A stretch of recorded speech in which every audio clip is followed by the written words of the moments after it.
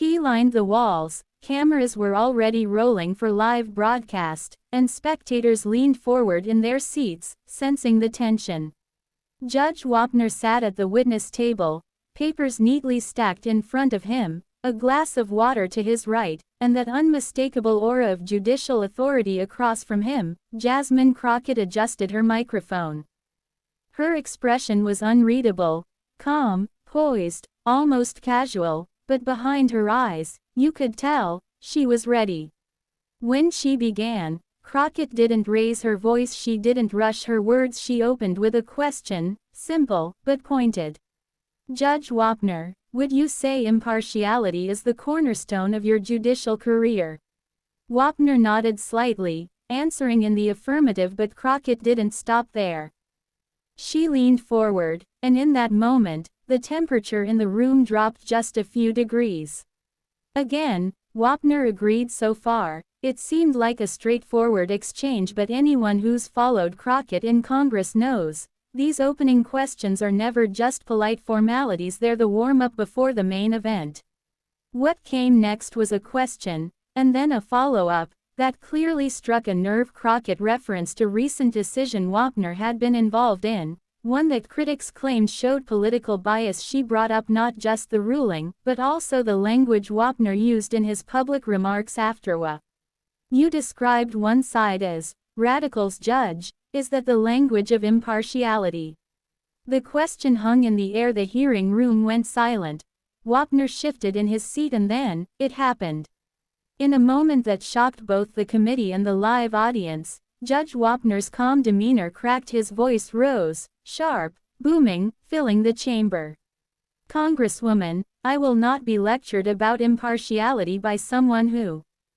He stopped mid-sentence, but the damage was done. His tone had shifted from judicial composure to personal offense. You could see aides exchanging glances, journalists scribbling frantically in their notebooks, and on social media, the clip was already going viral.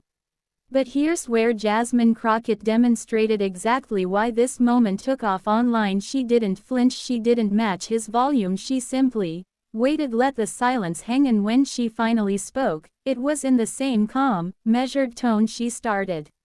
Judge, I'm not here to lecture you, I'm here to ask whether you believe your own words meet the standard you just agreed was essential to the judiciary.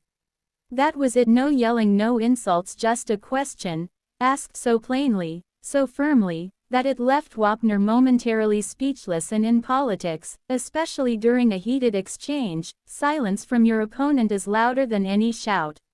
Political analysts watching the exchange noted that Crockett's approach was a textbook example of controlling the narrative.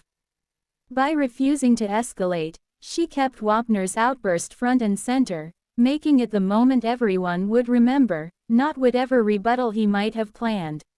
What Crockett did here is called verbal framing. She established the ground rules, got Wapner to agree to them, and then held him accountable when his own behavior contradicted those rules. The more he reacted emotionally, the more she appeared composed and credible. And that's exactly why the clip exploded online within hours. Hashtags like #Wapner meltdown and #Crockett calm were trending. Cable news ran it on a loop, and political talk shows dissected every word, every glance, every pause. Crockett didn't just win the exchange, she dismantled him without breaking a sweat. This is why I respect her, calm under pressure, sharp with her words. YouTube comment: Judge Wapner met his match. But here's the thing, this wasn't just a one-off moment. This hearing had been building toward a flashpoint like this for weeks, and when it finally came, it revealed not just the personalities involved, but the deep political divisions driving the conversation.